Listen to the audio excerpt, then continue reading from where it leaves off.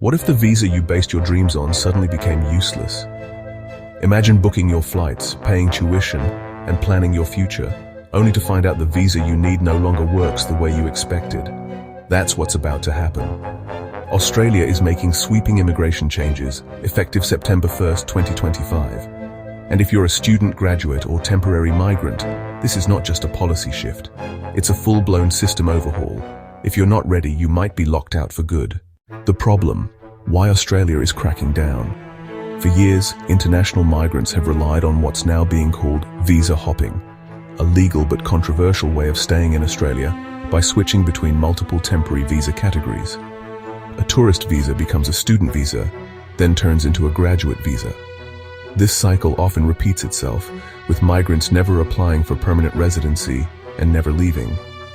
While technically legal, the government argues this undermines the entire immigration system. It creates a class of permanent temporary residents, people who stay in the country indefinitely without real integration. It also stretches Australia's public services, housing market, and higher education system to the breaking point. Who is affected, and how badly? More than 150,000 international students arrived in Australia in the last year alone, a 30% surge.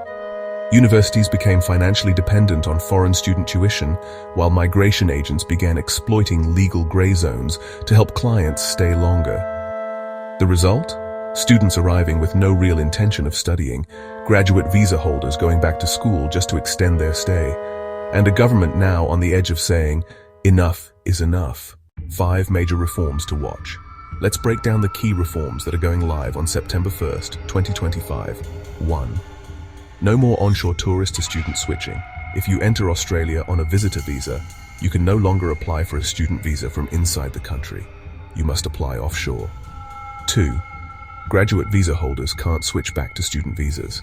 This closes a major loophole used to delay departure. Either apply for PR or leave. 3. Reduced post-study work rights. Work visa durations after graduation are being shortened.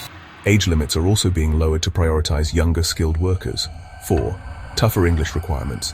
IELTS, TOEFL, and PTE scores will need to be higher. No more leniency for borderline applicants. 5. Student enrollment caps for institutions.